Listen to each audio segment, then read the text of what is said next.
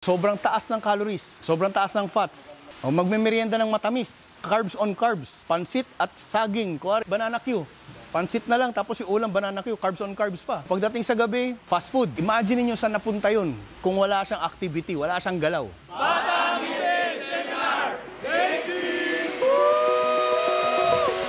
Open eye, feel the waves cut through me, hypnotized by the sounds I'm breathing in.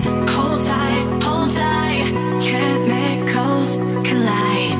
Hold tight, hold tight, hold tight, dripping light. Hi guys, so dito tayo sa Batang Hipe Fitness Seminar dito sa Chuck Gym, Butuan City. So ngayon, nagre-ready na si Coach. Maya-maya magsisimula na tayo.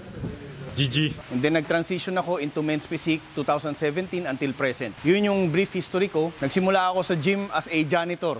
College graduate ako, aeronautical engineer. Pero wala sa aeroplano yung utak ko tsaka yung puso ko, nasa bakal talaga. Pero wala akong certifications, wala ako kahit anong form of certifications. And yung educational background ko, malayong malayo sa fitness. Hindi siya physical education, hindi siya sports science. Hindi nila ako matanggap kasi wala akong papel. Doon nung time na nag-apply ako sa gym, may konting katawan na, doon hindi pa nagko-compete. Pero nilagay lang nila muna ako sa pagiging janitor. Malalaking gym to sa Manila nung araw. Nagsimula ako as a auxiliary. So nagsimula ako doon kasi nga gusto ko talaga makapagtrabaho sa gym pero hindi ako matanggap. So tinanggap ko yung trabaho. Auxiliary tawag dun. So yun yung history ko as a coach, and then nung tinamaan tayo ng pandemic kasi bawal magturo eh. 'Di ba? Bawal ka lumabas, bawal ka pumunta sa bahay ng kliyente. So nag-isip kami ng paano kami kikita. Yung ibang coaches na kakilala ko nag-Grab. Kasi sa Manila, malaki ang bayad ng Grab eh, lalo na nung pandemic. Yung iba nagbenta ng kung ano-ano. Ako nag-stick ako sa coaching kahit na wala akong ma-coach kasi bawal. Ang ginawa ko is nag-online ako. So nag-online coach ako noong 2021. Through sa bahay lang, nag-transition ako from off-season to contest prep pero sa loob ng bahay ko ginawa. Nila-live ko yun. Ewan ko may nagpa-follow na sa akin way back 2020. Dahil lahat ng pera natin palabas. Pinaliwanag ko lang sa tao, it's all about calorie in, calorie out. Babalik ka talaga sa basic. Though sa mga bodybuilders dito, syempre iba naman na tayo kasi focus is on muscle building, fat loss. So iba namang usapan yun. And then nagtayo tayo ng sarili nating apparel. Basic Wins, may dala ko dyan, konti lang. So kung may mga gusto dyan mamaya, pwede nyo check out yan. Part owner na rin tayo ng JFit. Basically guys, gusto ko lang paliwanag sa inyo na meron talagang buhay sa fitness. Kasi nung panahon ko, pag sinabing coach ka, hindi mo pwede pagmalaki sa jowa mo eh, sa magulang. Sino dito yung basic transformation? Nagpupunta sa gym, di na alam nangyayari. Kaya umatid. Buisit na. Ilang monthly na yung binayaran, ganun pa rin itsura simula noong umpisa. Taas ang kamay. Natawa si madam, ikaw ba? Hindi naman ako nanalo agad eh. Diba? It took me so many years bago ako naramdaman na makapasok sa top 5, bago ako mag-champion. Dami, mga 5 taon na nagko-compete. Nakachamba lang ako once, di na naulit. Kasi probinsya ako naglaro, walang kalaban. Dami namin, pero ako lang yung nagbubuhat. Tapos sampa kami, di ako mananalo. Yun na, tapos never ko na naramdaman. Nung nag-compete na ako sa Manila, di ko na naramdaman yun. Until siguro mga 6 years, 7 years of competing. Siyempre, inantay niya January kasi galing sa December, di ba? Tapos sabihin natin, ang taas ng body fat ni Sir. Ako naman si Coach, may pambayad si Sir, tatanggapin ko. 50 mil, 3 months. Palabasin mo yung abs ko. Ano sasabihin ko sa'yo? 50K yun eh. Sige. Ba? Not knowing yung background niya. Kung ako yung gagawa ng 3 months, 50K, kung ako gagawa, kaya kong gawin yun. Pero si client, hindi niya alam yung sakripisyo na kailangan niyang daanan, yung hirap na kailangan niyang daanan. Okay? Sa mga nagko-compete dito, alam niyo yung sinasabi kong sakripisyo. Alam ko yung sinasabi, hindi lang sa pagkain yun. Di ba? Alam ko yung cardio na kailangan kong gawin. Bakit? Pero si client, alam ba niya yun? Hindi niya buhay yan eh. Di ba? So mangyayari, hindi niya maabot yun. Actually, 1 buwan pa lang pag pinakain mo na to ng limited eh. Hindi ko sasabihin kamote, chicken, hindi ganun. So sir kung example lang, kasi alam ko mga coaches kayo eh, may mga disiplina kayo at may experience na kayo. Pero si client wala. Pero dahil nga may bayad, willing siya, kaya niya magbayad. Bango tignan, hindi joke. Titignan niyo siya, maayos yung buhok niya. Maganda yung katawan niya. Hindi siya kalakihan, hindi siya yung pang bodybuilder, pero pag tinignan mo, alam mo na, nag-workout to. Siguro nagko-compete to, di ba? So pag nakain nyo yun, ibig sabihin, magme-maintain yung timbang nyo. Yun yung starting point. For example, may client ako, hanapin ko muna yung maintenance mo, sir. So pag nahanap ko yung maintenance calories mo, kasi kuwari 100 kilos. So ito yung maintenance calories mo. Pag nahanap ko yun, dito tayo magsisimula kung anong gusto mo mangyari sa katawan mo. Request ko rin ni sir, gusto ko lang naman bumaba yung timbang ko eh. Wala akong pakialam sa muscle ko kung lumiit o lumaki, body fat ko, basta gusto ko lang gumaan kasi sabi ng doktor ko. Okay sir, kuwari ang maintenance calories mo na compute ko is 3,000. 3,000 calories ang kinakain mo everyday na unknowingly, naka 3,000 ka, kaya ka 100 kilos. Average mo sa loob ng isang linggo o na daily basis, naka 3,000 ka. So gusto mo bumaba yung timbang mo, bawasan natin ng 250 hanggang 500 calories. So ang kailangan mong kainin is 2,500 calories. Ang tawag doon guys is deficit calories. Okay, 3,000 ang maintenance niya sa 100 kilos. Bababa ko ng konti yun para yung katawan niya mag-adjust sa deficit at gawing maintenance yung 2,500. Pag nangyari yun, re-request na naman si sir, 100 ko rin, naging 90 ka na lang, 95 kilos, 94 kilos. Coach, bumaba na pero nag-steady na ako. Ibig sabihin nun, maintenance na. Yung 2.5. Anong gusto mo, sir? Gusto ko na naman bumaba ulit. Gusto ko mga 85. O sige, bawasan natin ng 500 yung 2,500 mo, gawin natin 2,000. So, mangyayari nun, bababa na naman. Anong kailangan ko kainin sa 2,000? Ang pinag-uusapan natin, timbang. E di kumain ka ng 3 Big Mac. That's 2,000 calories. Diba? Ibig sabihin dati, nakaka-5 Big Mac ka. Kaya ka nakaka-3,000 calories. Or nakaka-4 at kalahati ka. Again guys, huwag kayong maguguluhan ha. Timbang ang pinag-uusapan. Weight. Okay? Anong pinagkaiba nun sa bodybuilding? Muscle. Composition ang pinag-uusapan sa bodybuilding. Sa fitness, wala akong pakialam kung anong timbang mo, importante, saan ba gawa yung katawan mo. Kung 100 kilos ka, nasa 10% lang body fat mo, the rest is muscle mass, okay tayo. Pero kung hindi tayo bodybuilding, 100 kilos ka, pero body fat mo 30 pataas, the rest is body fat, may sakit na tayo, baba tayo. So iba, composition ang pinag-uusapan pagdating sa fitness. Kung basic lang naman, may mga kliyente kasi na ayaw naman nila masyadong muscular. Gusto ko lang bumaba timbang ko. Doon lang kayo sa maintenance. Bigyan nyo na example. Basically, i-track nyo lang yung calories na kakainin nyo. Under ka sa 3,000. Bababa yung maintenance mo. Coach, paano ba? Paano mo malalaman yung maintenance calories? Okay? Lagi nyo naririnig sa mga TikTok yan. Maintenance calories. Di ba? Hanapin mo muna yung basal metabolic rate ng tao. Yan yung calories na sinusunog ng katawan ninyo at rest for 24 hours. Okay? Ang nagsusunog dyan is yung internal organs nyo. Puso mo, tumitibok, calories yung sinusunog nun. Nagsasalita ako, calories yung sinusunog ko. Sa loob ng 24 hours. Walang workout yun ha. Walang galaw yun. Walang cardio, wala. Basal metabolic, metabolism. Metabolic rate. So ang hinihingi dyan mismo guys, sarili nyong data. So kung coach kayo, mawawala na yung sinasabi na pare-parehas naman ng binigay sa akin. Si Coach Hipe, parang mali yung coaching. Bakit? Kasi parehas kami ng carbohydrates. Eh tignan nyo naman yung laki nilang dalawa. Layo. Diba may mga ganon? Tatanggalin ko sa inyo yun. Bigay nyo accountability sa kliyente. Ikaw ang marunong. Yung kliyente hindi marunong sumunod. Ganon ang gusto kong mangyari sa inyo as a coach. Okay? Pag nagbigay ako ng meal prep, pag nag-suggest ako ng meal prep, ibig sabihin, para sa'yo talaga to. Pag hindi mo sundin to, hindi ko problema to. Huwag mong babawin yung pera mo sa akin. Hindi mo kayang sundin yung binigay ko. At yung binigay ko, galing sa sarili mong data. Pinadali ko na lahat. Ganoon ang gusto kong confidence ninyo. Hindi yung pag sinabi, hindi ko naman sinusot, ikaw naman, dahil hindi mo alam pinanggalingan ng pagkain, hindi mo alam to, kabado ka na. Sige ma'am, ito na lang yung bayad, lipat na po kayo ng coach. Diba? Hindi, bibigay ko yung accountability sa kliyente. Wala kayong maririnig na reklamo kay Coach Hipe na hindi marunong mag-coach. Ang maririnig nyo, matagal mag-reply. Diba? Kasi nga sobrang busy. Pero minsan kasi hindi ako nagre-reply pag sinabi kong 3 weeks before update. Iba gusto weekly, iba nga every 2 days. Wala naman nagbabago ng 2 araw. Kaya akala hindi ako nagre-reply. Pero pag sinabi kong 3 weeks, alam mo nyo bakit? May reason kung bakit 3 to 4 weeks ako magpa-update. Pati nga tiyan mo? Hindi. Tiyan mo? Average? Hindi, malalaki na kayo. Sino bang medyo normal lang ikaw, sir? Yung medyo average lang kasi mga lalaki na itong mga nasa unahan ko eh. Mataba ka dati? Huwag ikaw. May katawan ka na rin. Sir, ikaw? Ay, hindi, meron na rin. Meron na rin. Wala ba normal sa inyo? Lahat kayo malalaki? Ngayon lang nag-seminar ng puro malalaki nandito ha. Ikaw na lang. Wise choice. Pwede na yan, wise choice. Halika rito, wise choice. Hindi. Wise choice na lang pangalan mo? Sabi mo kay Sir Dick, ginawa kita ng macros ha. Nagbubuhat to, obviously naman eh. Kaya lang parang siya yung mas pinaka-average. Kumbaga, hindi siya kalakihan, hindi rin siya maliit, hindi rin siya mataba, hindi rin siya payat. Okay, mas relatable siya sa...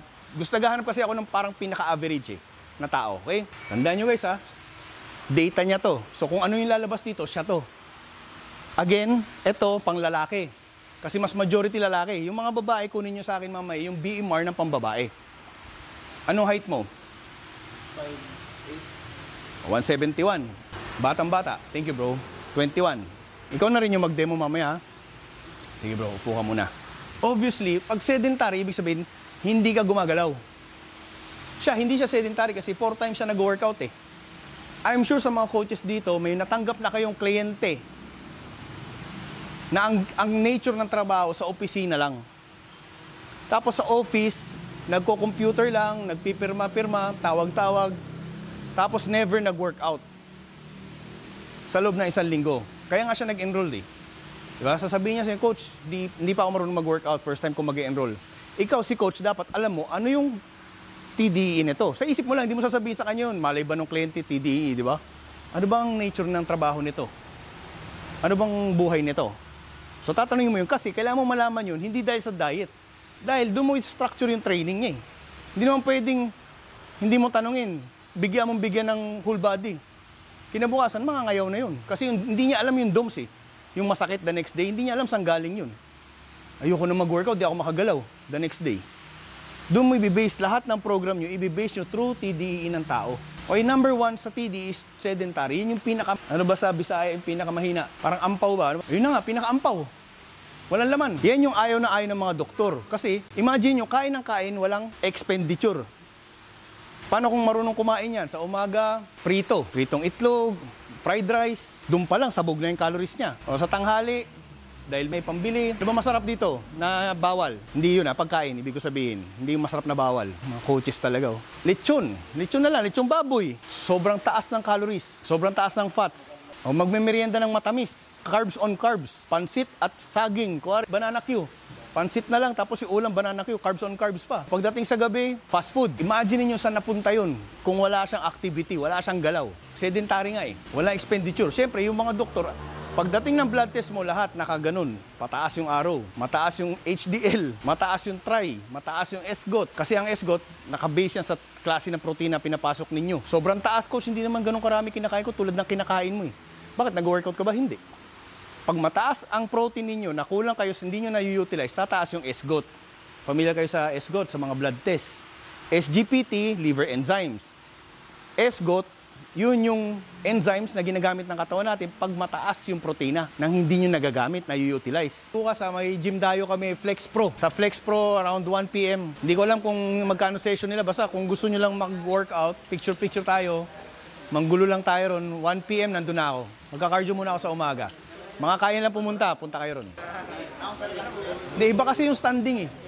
Kailangan involve yung core eh. Core mo lahat yan, pati likod.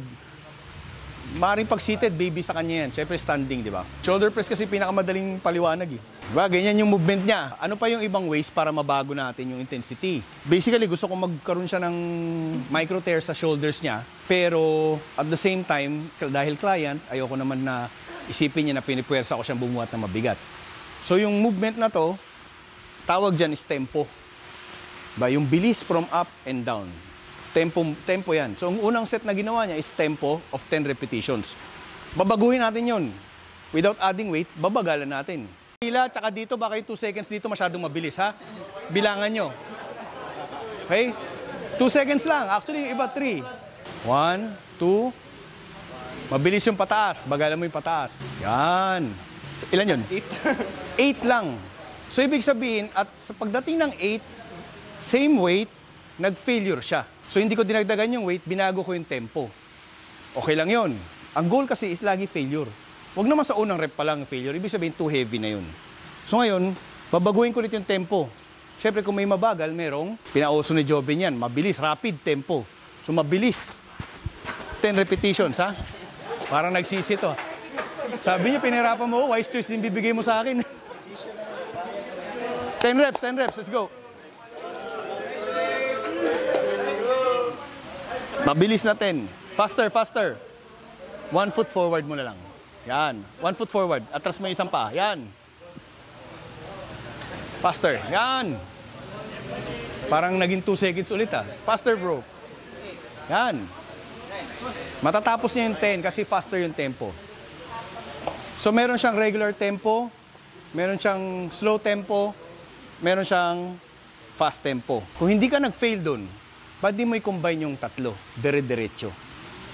5 repetitions. Imagine niyo ngayon sa mga nag-workout, imagine niyo ginagawa niyo sa chest press. Imagine niyo ginagawa niyo sa rowing, sa mga babae sa squat, leg press. Imagine mo yung intensity na mabibigay mo na hahapdi na yung muscle. Nagkakaroon na ng micro-tear yun. Tumutubo na yung muscle nyo. Basta tama yung nutrition nyo. Game. 5-5-5. 5 regular, 5 slow, 5 rapid. Hindi lang maintindihan. Nakangangay. O di, pakita mo. Regular. Regular, slow, fast.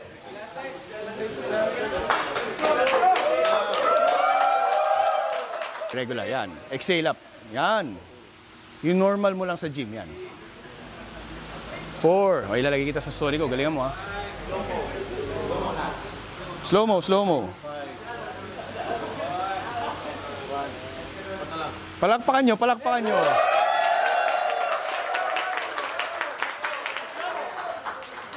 Oo, may mabilis pa, may mabilis. Oo.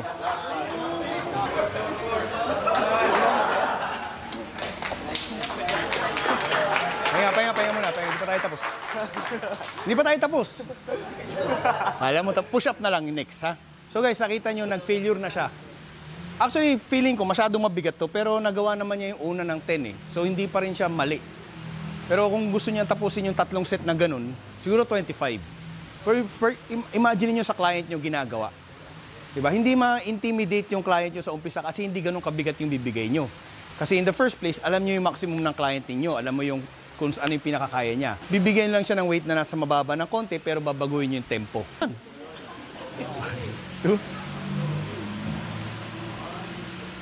Push, yan. Full ha? Full ROM. Magalit sa akin si Sir Dick nito.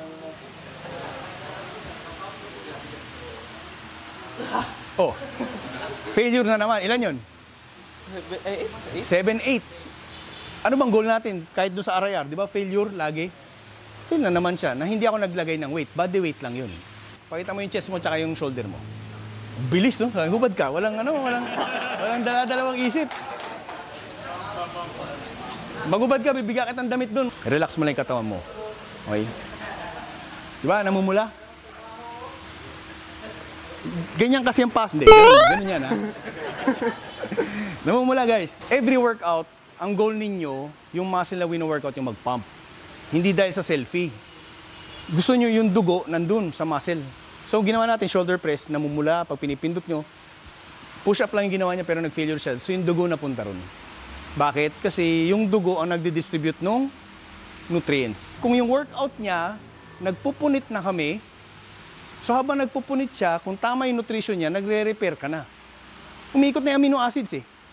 O ngayon, kung walang micro-tear na nangyayari sa workout ninyo, tama yung pagkain nyo, walang i-repair, walang lalaki. Paano kung tama yung workout nyo, mali yung nutrition nyo, may pinupunit kayo, walang magre-repair. So, kaya pag tinatawag lang, 100% nutrition, 100% yung training. Ngayon, ano yung nasa gitna? Yung pahinga, yung recovery. Pag sumakit to bukas, hindi natin pwedeng i-workout yan. So, lilipat naman siya sa likod. Kasi yung likod, mapapahinga mo yung area na win-workout natin. Pagkatapos ng likod, yung baba naman. Okay? Ngayon, kung ang schedule ninyo, kaya may pinatawag ko pa paano ba maglagay ng workout split. Ba, PPL, thank you ha. Palakpakan nyo muna, kuha ka ng t-shirt dun. Dahil dyan, may wise choice ka bro. Mamili ka kung bahala kay Sir Dick. Aba, ba't kayo nakadamit? Wala nagko-compete na nakadamit. Guys, may palaro ako man November ha, sa garage. Mga novices o tsaka mga beginners, baka may mga estudyante kayo. Davao. Batang Hipe and Garage yun.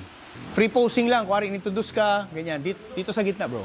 Bigyan ko lang kayo ng tips, mga basic tips. Isa-isa muna. Bigyan mo lang kami mga tig to 20 seconds lang guys. Paano ba pag introduce ka? Okay, palakpakan nyo para ganahan to. Yung transition mo, di ba nakaharap ka, tapos tumalikod ka, yung transition mo. Importante yun. Huwag yung biglang talikod lang. Transition, back, front. Paano ka pupunta sa likod? Hindi ka naman pwedeng biglang liko lang. Di ba? O, yan ang kulang mo.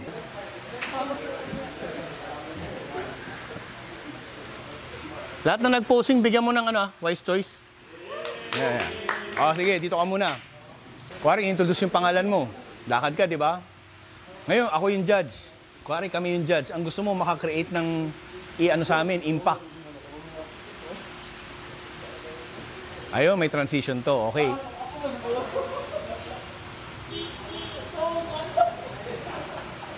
Very good. Next. Grabe, pump naman tong mga to. Hindi ko kayo i-judge sa kondisyon nyo. Sa posing lang, wala pa naman laban. Malayo pa yata yung mga laban nyo eh.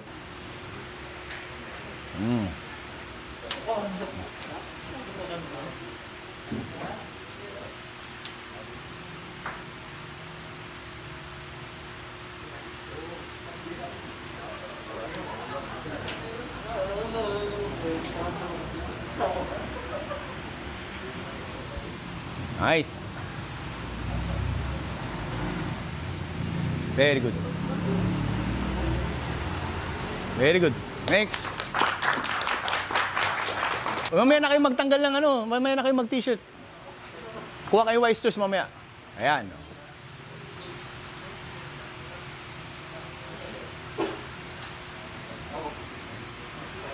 Ito ang judge, ha?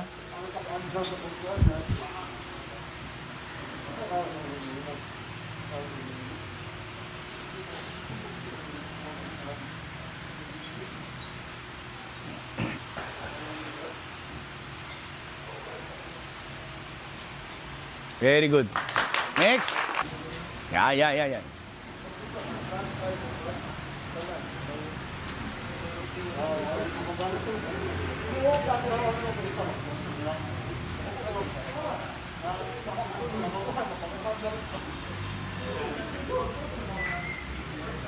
Very good. Lapad.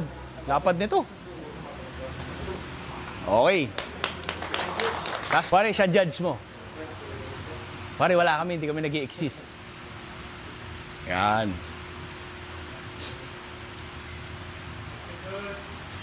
Halata nagpump, oh. Pinagpawisan pa.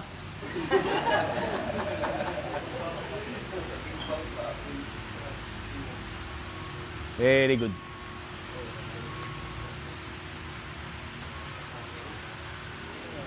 Meron pa? Meron pa? Wala na. Nung nag-present kayo kanina, kayo yung mga future magko-compete dito. Actually, marunong na iba sa kanila. Ang tandaan niyo pag nag-judge kami, ang tinitignan namin yung front and yung back. Okay? Tapos minsan, yung mga competitions, lalo na sa men's physique, sobrang dami. Diba? Isang division, let's say short category, sobrang dami, 30 to 40 athletes. Like yung last show na ginawa ko last week, Genesis. Isang division, 47 athletes. May 30, may 47. Pag napunta kayo sa ganun, tapos may introduction na ganito, make sure na yung judge, ma-deliver mo kaagad yung gusto mong pa-deliver. Take your time sa front, antay mo siyang tumingin. Pag tumingin na siya sa'yo, ngumiti ka, tignan mo yung ibang judges kung nakita ka na. Pag hindi ka pa nakikita, huwag ka muna mag-transition. Kasi minsan, ang nasa isip ninyo, yung pre-practice nyo sa gym eh. Nakakalimutan nyo na pinapresent nyo yung sarili nyo sa judge. So kung ang judge, kasi ang judge normally 5 eh. Diba? Yung nasa gitna, kitang-kita yung proper. Ngayon, pag nakita ito, ang tingin nila to sa akin, hindi ako taper. So ang hinahanap natin sa men's physique is taper. Diba? X-look. Balikat, maliit yung bewang, malaki yung baba. Pag ganun, X yun. So pag humarap ako sa'yo, pwede ako mag-take time na humarap din sa inyo. Saan ka mag-transition? Saan mag-transition? Take your time na transition. Pag buka ng likod ninyo, take your time. Huwag ka agad bumitaw. Ba? Labas kayong Christmas tree to show your condition, and then bitaw, antay mo. Bigyan mo ng ilang segundo, saka kami mag-transition ng ibang posing. Okay, lalo na pag marami. Emphasize mo lang yung harap, anong gusto makita ng judges ngayon. Kung hindi kayo gifted na maliit yung bewang, may mga gifted talaga na ang liliit ng bewang, tulad itong nauna, ang liit ng bewang. Ngayon, kung hindi kayo gifted, gamitin nyo yung hip. Ibaba nyo to, hindi titwist. Yung iba kasi tinitwist ginaganon eh. Pag ito ginanon nyo, sira na yung symmetry nyo. Nakaganon na ako eh. Twist nyo lang yan. Parang sa bikini. Nagkukumpit ba kayo bikini? Hindi pa. Nagkukumpit ka? Plano. Pansinin nyo yung mga posing nyo, dito nyo kinukuha, di ba?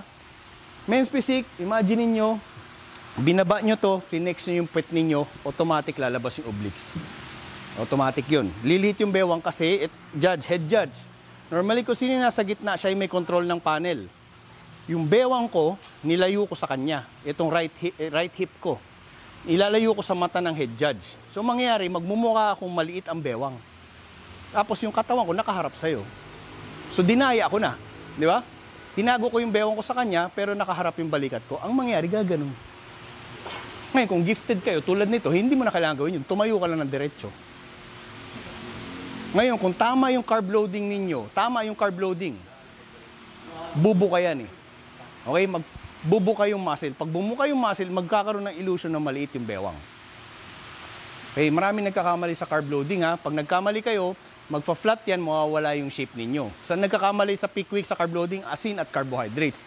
Ini-eliminate yung asin, hindi. Ini-eliminate yung tubig agad, hindi. Tandaan nyo, ang carbohydrates, iikot yan kung may asin at may tubig. Pag umikot na yan, saka mo ngayon putulin. Hindi yung buong peak week, tinatanggal mo na yung tubig. Tapos nagka-carb up ka, walang tubig. Paano iikot yun? Walang asin. Okay? Front pose kayo lahat, hilera kayo. Tandaan nyo gitna ang head judge. So kung nasa gilid kayo ng stage, iharap nyo yung mga katawan nyo dun sa head judge, yung nasa gitna. Kayo, nasa gitna na kayo, okay na yan. Same dito, ang head judge nandito.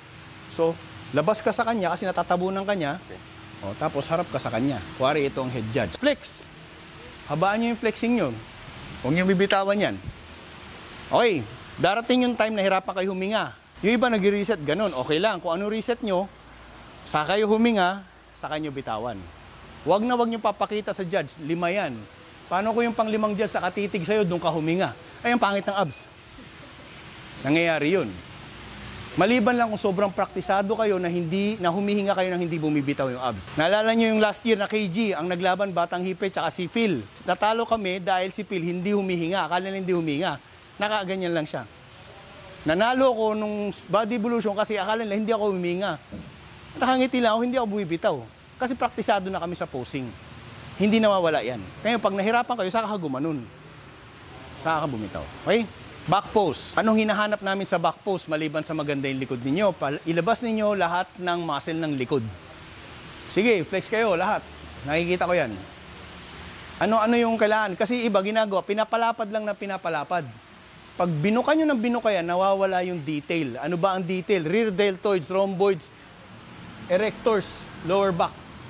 Okay, pati traps, kailangan nakikita yan. Paano gagawin? Butt out. Bitaw, butt out. Butt out. Butt out. Pag nilabas yung puwet, pangit pakinggan, pag nag-butt out kayo, automatic, ito, magkokontrakto. So lalabas, magkakaroon ng illusion na iikli yung torso, lalo na kung hindi kayo gifted ng lats. May itong mga na to, medyo may lats na sila eh. Sige, relax muna kayo. Ang example ko ito nasa dulo, ito yung pinakamalapad yung lats eh. Buka ka. Ito example na gifted ng lats. So yung lats niyan, malapad na. Okay? So hindi niya na kailangan paikliin yung torso niya para magmukhang tapered. Okay na yon. Yung iba, okay? Buka ka, buka. Ito makapal yung back pero kulang siya sa lats. So ang gusto kong mangyari, yung lats niya nasa taas malapad pero kulang siya rito. Pero ang gusto mo ngayon, gumanon siya eh. Liliad ka lang ng konti. Ibabat out mo yan, nakaliyad. Baba konti. Pag binaba mo ng konti yan, bababa ang illusion ng lats. Okay? So medyo ano na yun, sa dulo na yun, pag tuyo na kayo. Ano lang yan, ester. Time, kung kailan nire-release yung protein. Okay, pag isolate siya, absorb agad. Pure isolate lang yun. Pag blend siya, ibig sabihin may protein na mas mabagal ma-absorb kumpara sa ibang protein. Creatine, energy, water inside the muscle cell. Okay, ngayon, pag kumain ka ng basura, pag sinabi namin, alam naman yun, sa fitness tayo, pag sinabi mong basura, tataas yung sodium intake nyo. Yung creatine nag-a-absorb ng tubig. Kaya akala ninyo nagbo-bloat kayo. tumataba kayo. Pero totoo, hindi creatine na may kasalanan nun, yung kinakain nyo. Pero yung creatine, ang goal lang niya, higupin niya yung tubig eh. Ipapasok doon sa muscle cell. Lumalabas yan kung sobrang taas ang sodium and fat na kinakain niyo from basurang pagkain. Fat burner, susi lang yan. Kaya kayo nagpapalpitate sa fat burner kasi pinapataas na yung heart rate ninyo para mag-create ng caloric deficit. Mas mataas ang pulso ninyo, mas mataas ang sunog. Diba? Yun. Ngayon, kung hindi nyo rin igagalaw yan, baliwala rin yan. So, kailangan nyo pa rin siya igalaw. Tutulungan lang niya kayo itaas yung heart rate nyo. Ngayon, bawal ang mga ganyan kung meron kayong sakit sa puso. Kung may mga client kayo na may mga hypertension o medyo pangit na yung BP niya, wag ninyong bibigyan. Baka matuluyan. Ha? Sa atin ng mga naka-prep, pwede kayo mag-fat burner. Basta gamitin nyo pag gagalaw kayo. Okay, fat burning zone, fat burning heart rate, 220 minus your age times 1.2. Maliban lang kung marathoner kayo or triathlete kayo. Sa atin, 1.2, kung medyo lumalakas ka na, 1.3. Yun ang heart rate na kailangan mong maintain for 45 to 50 minutes to burn fat ng mabilis. Gift certificate ang Wise Choice, ha? So, may gift certificate ka, may discount ka sa Wise Choice.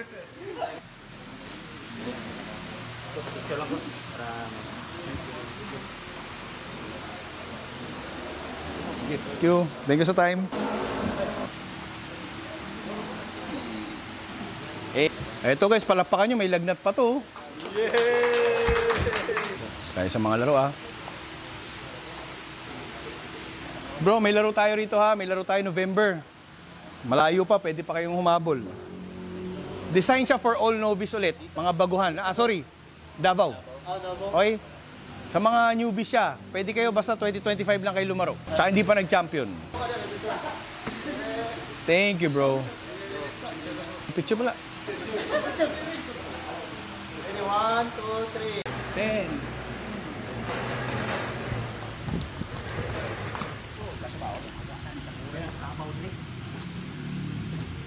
Okay guys, just finished a half-day seminar with Coach Wins. Solid, di ba? Dinala natin si Coach Wins dito sa Butuan. Part siya ng vlogs natin. Bukas, may workout tayo.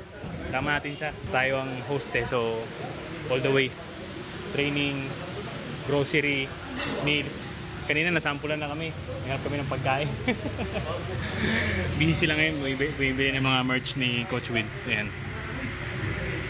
Success. Let's go! Dripping lights paint the skies. Dalawa, master. Isa pa. Nice. Very good. 5. Yup. 6. Let's go, bro. 4. Set ako nito, tapos spot mo si JM. Yup! Bro, full stack talaga. Pwede namang hindi full stack. Pero hindi ka makapasok top 5. Pili ka na lang. Gusto mo yan? Let's go. Yup. 1.